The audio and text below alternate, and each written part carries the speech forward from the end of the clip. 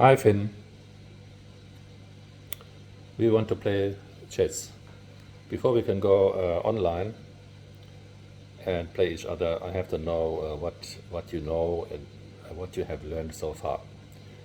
So let me just wrap up some of the basics. Maybe you already know anyway, but I just want to say the basics and then we take it from there. Our board has 64 fields, 8 times 8. And each one has a letter and a number. So from these we call files. These columns are files. Mostly they say files. And I would call that rows. So each one has a very specific name. So this one is A1. And this one is G4. All right. We have 8 pawns.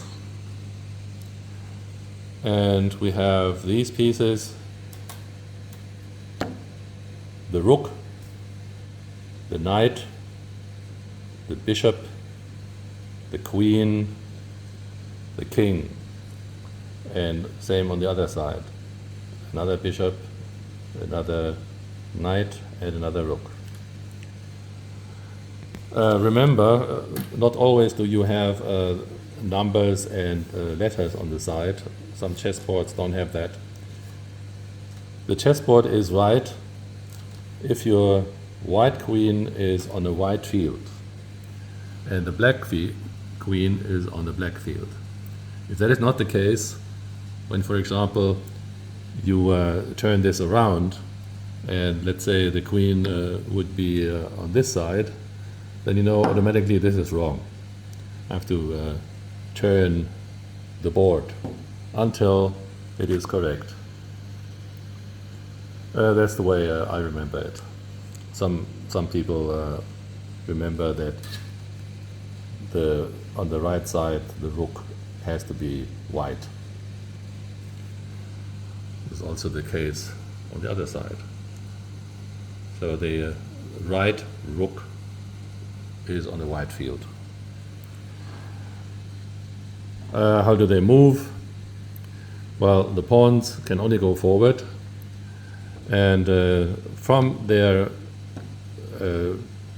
basis position in the second row, they can move 1 or 2 forward. From then on, they can only move 1.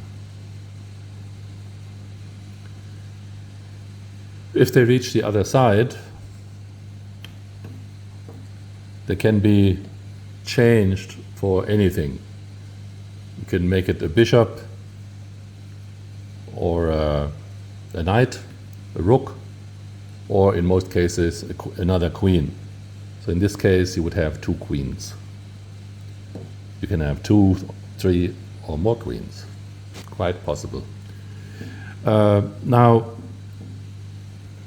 these pieces do not have the same value because they have different capabilities. And it's easy to remember. If you use a point system, then we say that a pawn is worth 1 point, the bishop and knight are worth 3 points. So let's say if you change one of them against 3 of the black pawns, that would be the same value. The rooks are worth more.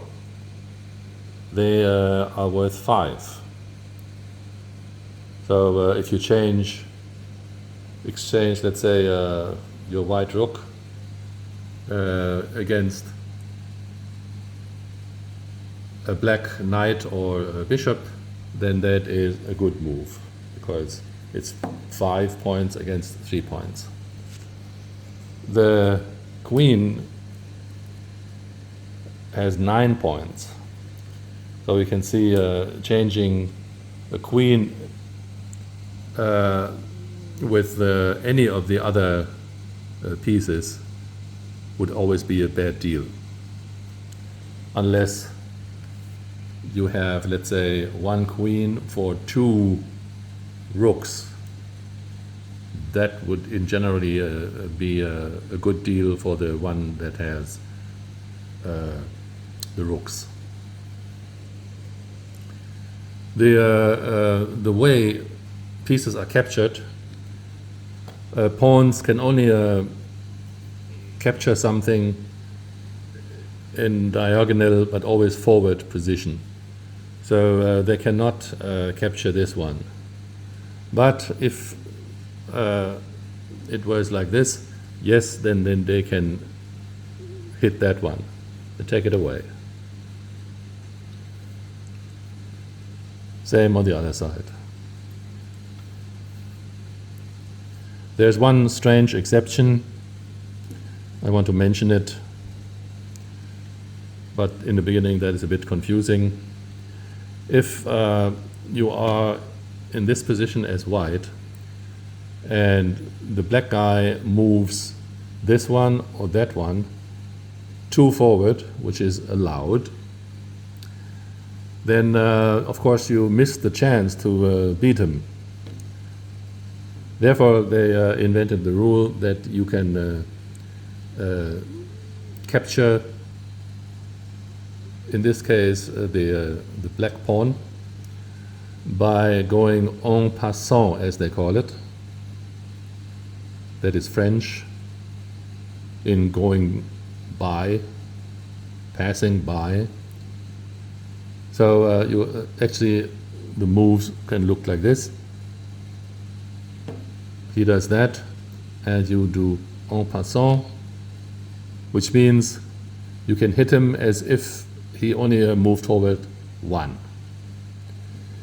Okay, that is the only strange situation that you will see with these guys. Now let's look at the other pieces. Now the bishop will never change the color. So this guy is black. So you have 1 black bishop and 1 white bishop. Wow. And black has the same. 1 is on the black, will never leave black. 1 is on the white, will never leave white. So this guy can move in this direction, or backwards, or in this direction. But he cannot change the color. The knight has a strange move. This guy can move 2 in one direction and then 1 to the side. For example, 1, 2, and 1 to this side or to that side. Or 1, 2, and to the side.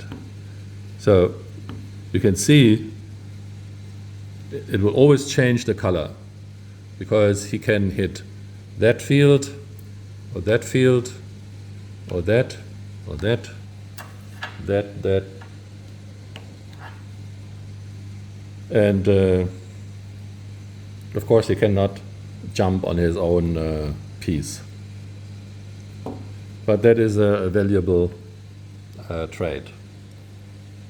The hook can move horizontally any number of fields, or vertically in the line, up and down.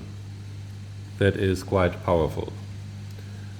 The queen has the highest value because it can do almost anything. It can go any number of fields in diagonal or horizontal or vertical. you capture by hitting the other. For example, from here, the queen could capture 3. It could go this way and hit that one. It could go straight ahead and hit that one, or it could go to the diagonal to the right and hit that one. The king can do the same, but only one field. So he can go in any of the fields around him, with one exception,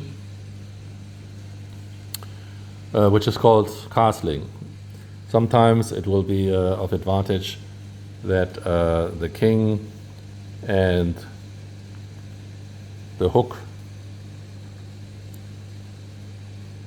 have to change the position, and the way to do that is you move the king 2 to the side, and the rook will jump over. This is the short castling, but you can do the same thing on the other side. Then again the king goes 2, and the rook jumps 1 field more to that side. In this case, the rooks will be in a much better position eventually. All right.